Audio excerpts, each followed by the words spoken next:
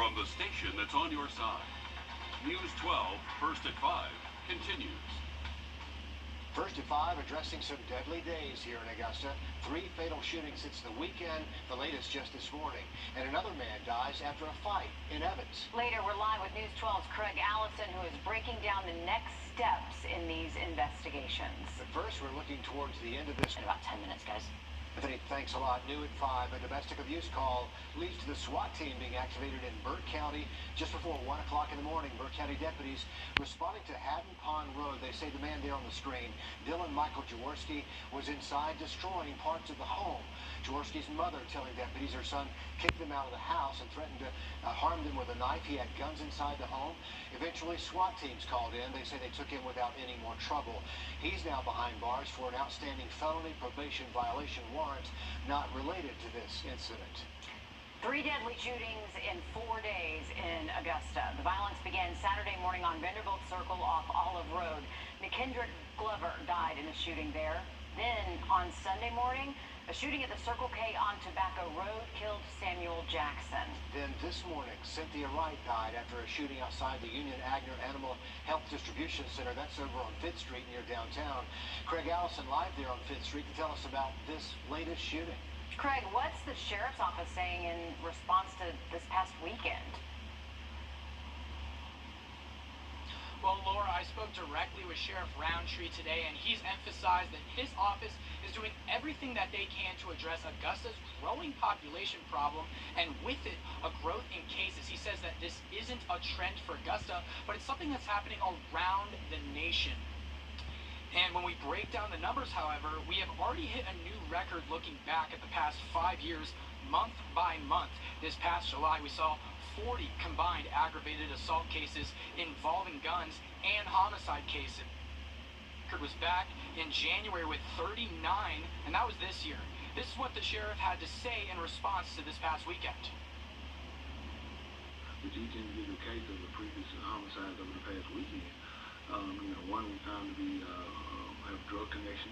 Another one was a argument among 2 individuals that escalated into gunfire, and our most recent one we feel would be acts of domestic violence.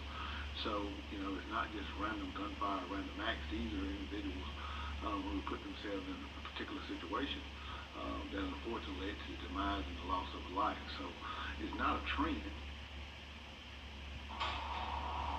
And tonight on News 12 at 6 o'clock, we'll hear more from Sheriff Roundtree on what the Richmond County Sheriff's Office is doing to combat this and what he's asking the community to do to help out.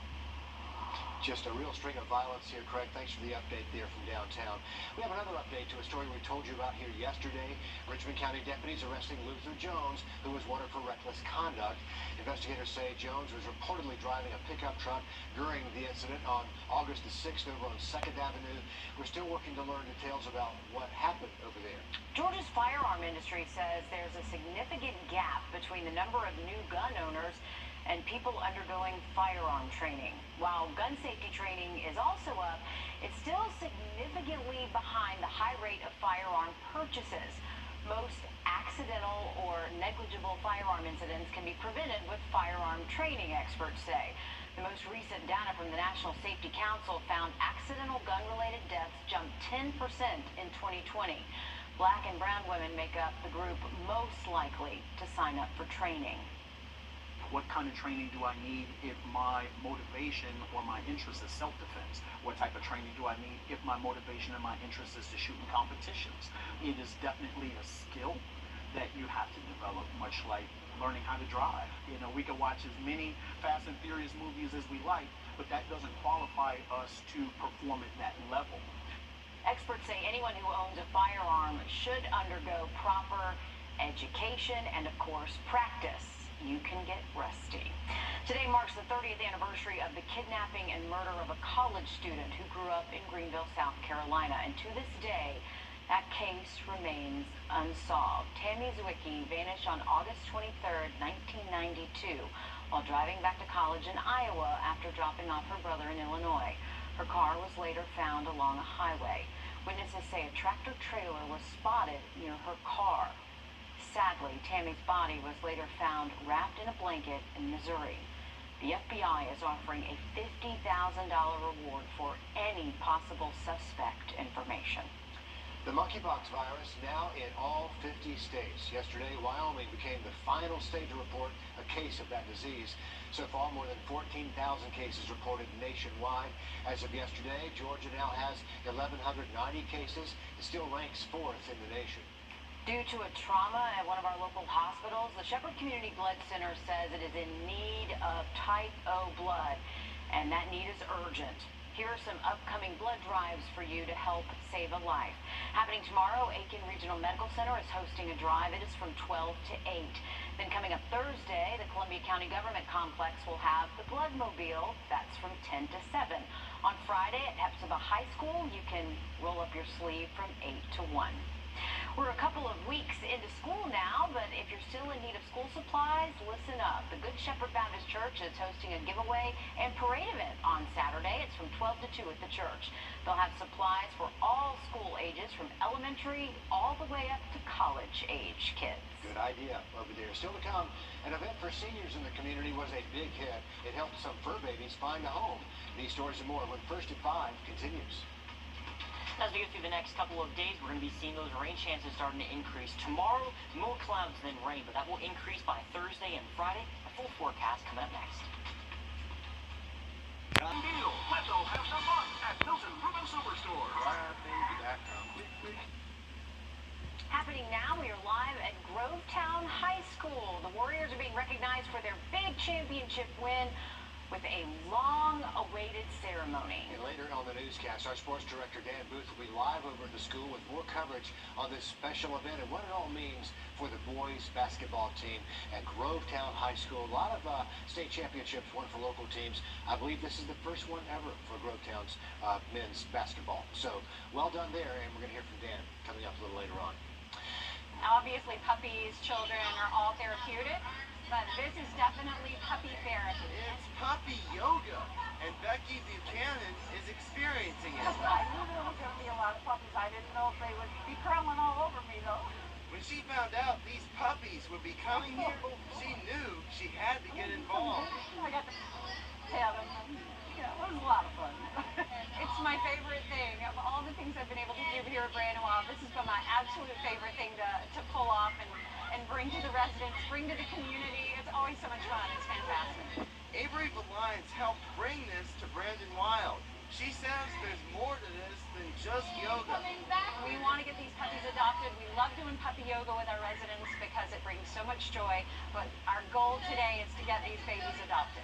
While these shelter pups wait for their forever home, they came here and brought joy to Brandon Wild. It's wonderful for our residents. It's fun for the puppies. So it's great. We love it. Puppy yoga is the best. In Evans, Will Volk, on your side. I know. Brandon Wild also raised money for the CSRA Humane Society ahead of this event. So if you're interested in adopting one of those dogs in the story, we have links to our website. Apparently a few are still available, but how cute. Yeah, it gives you meaning to the word downward facing dog. Isn't that one of the yoga poses? It is. They need to have one that's named after your ears getting licked, because I think that's what was, a lot of that was going on. More of that was going on, I think. All right, speaking of the pets, Krispy Kreme sharing its sweets with man's best friend.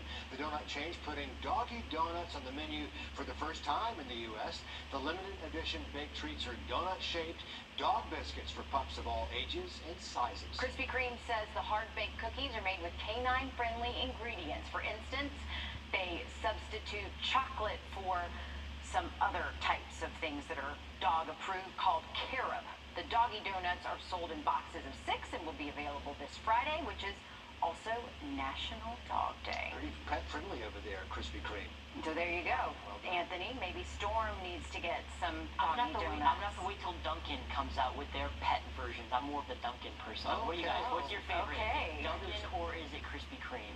I do not discriminate. Yeah. I have not met a donut that I don't like, so That's I fair, am that's an fair. equal opportunity donut The eater. hot now sign is a magnet for cars. Yeah. That is fair. No, whenever you get a Krispy Kreme and it just falls apart in your mouth, now I'm getting hungry just Stop thinking about it. It's so good, but I can't beat the classics with Dunkin'. That's where I stand on it. Everyone agrees with Okay. it, but Gotta love both those for sure. All right, we'll take you outside going through a good majority of next week as well, guys. All right, thanks, Anthony. The Palmetto State rivalry has made its way to a lottery ticket. And now South Carolina and Clemson fans, they can choose a side when they try to hit the jackpot.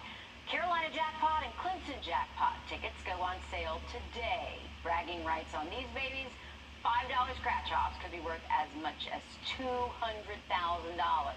Carolina jackpot and Clemson jackpot scratch-offs are available at most grocery stores and convenience stores in the state. So best of luck to you. Fun to see the school colors on the scratch-off ticket there. Okay, you know the Augusta area has had a lot of success on the basketball court. Just this last season, multiple local high schools winning their respective state titles. Yeah, Grovetown, one of those teams that cut down the nets, and News 12 Sports Director Dan Booth joined us from Grovetown High School. And Dan, the Warriors are being recognized with a long-awaited ceremony. Richard and Meredith, thank you. This has been a special day, and it's going to be a special night for the entire Grovetown community, especially the Grovetown boys basketball team. After all their hard work and success last season, the Warriors are finally being presented with their state championship rings. Now, tonight, they have a lot of festivities set up, including a nice dinner, and then after that, they're going to end up talking a little bit about the history of Grovetown High School basketball, leading into the ring ceremony, which is something that these kids have been waiting for since they cut down the nets. On their way to winning the Class 6A state title, which was their first ever state title in school history, they went undefeated in region play and had an overall record of 29-3, while capping things off with an impressive 66-59 win over Buford to clinch the championship. Now, the Warriors know that once you reach the mountaintop, the expectations follow, and this year's group of talented young players plan on continuing that winning tradition. Now, stick around because at the top of the hour, I'm going to be joined by head coach Darren Douglas, who's going to dive into everything that took place during this special run and get us ready for tonight's events. So, for now, reporting from Grovetown High School, Dan Booth, News 12 Sports. All right, a very special night ahead. Thanks for the update, Dan. So, how much are you paying for subscriptions? Okay, it's probably more than you think. After the break, we'll help you budget your costs and, well, if you need some help, there's an easy way to cancel them. The Live by Camera Network is brought to you by Only at Stanton Optical. Walk-ins welcome. Well, as we all pay more at the grocery store, millions of people are paying hundreds of dollars a month for things we don't need, things we don't even use. Right, and one of those things, online subscriptions. Our consumer tech reporter, Jamie Tucker, takes a closer look at what we're all paying for. Back in the 70s, 80s, all the way through the 2010s, a lot of people subscribed to just a few things, magazines, newspapers, maybe cable or satellite. But today, there are many people who subscribe to dozens of services. And here's the thing, they don't even know. Netflix, live TV, whether that's streaming or cable, smartphones, Amazon Prime, Spotify, maybe Disney Plus, HBO Max, Hulu, Apple TV, and this list can be very long and total hundreds of dollars a month. This study by CNR Research found the average cost of monthly subscriptions is over $200. But when asked, most people guessed their spending was actually about $130 lower than they thought. This means consumers don't know what they're paying for. It's important to check to see what's coming out of your bank account each month. Check for app subscriptions. On an iPhone, open Settings. Select your account at the top, click Subscriptions, which shows what you're paying for and when they renew. Now, when I checked while doing this story, I was reminded of a free trial for an app that was going to charge me $70 on December 24th, only because I totally forgot to sign up for it. You can cancel a free trial when you first sign up and use it until it expires, and you won't get charged. 86% of people say they have these subscriptions set up on autopay, so unless you go and check, you're probably paying for things you don't need or even use. That's What the Tech. I'm Jamie Tucker. Jamie needs to be careful. He probably signs up for a lot of things for stories and he gets to go back and delete them later on, but they do add up fast. They say millennials and Gen Z are most likely to have these subscriptions. They don't remember, half say they still pay for them anyway. Yeah, and you know what? Those little $5 subscriptions here, $11 there, it adds up. So it's worth it to check in and make sure you're not paying for something that you don't even know you're paying for. Take a look at the phone. You can learn something about what's out there. Anthony. Well, guys, as we go through the next couple of hours, it's going to stay mostly cloudy outside. A stray shower not going to be ruled out, but it's going to stay muggy as we go through the next couple of mornings, and more rain is going to be on the way as we get closer to Thursday and Friday. We're going to check the forecast when we come back. You saw that. Remember the severe drought in Texas before all the flooding there, but the drought uncovered a little piece of history. Yeah, dinosaur tracks from about 113 million years ago. They can be seen in a dried-out river in Dinosaur Valley State Park. A park official says these tracks likely came from an Acrocanthosaurus. Oh, yeah. You know, one of those. But it weighed 7 tons, they say, and reached 15 feet tall. Well, you can see how deep the tracks are, so you must have had a lot of weight with it. But the tracks these are in Dinosaur Valley State Park, expected to be covered up again by the water. Local forecast that area, but those park officials say it's a good thing because the water really helps protect the prints from natural weathering and erosion, and they've got some great pictures for the rest of us to enjoy. Yep, so take the pictures, preserve those, and then let the water cover them up. Anthony? Pretty cool stuff there. Well, guys, as we go through the next couple of days, we're going to be talking about temperatures sticking to those 80s, and we're going to be seeing rain chances increasing for both Saturday as well as on Sunday. For Friday Night Football, also watching the chance for that. We'll have more weather and news coming up next.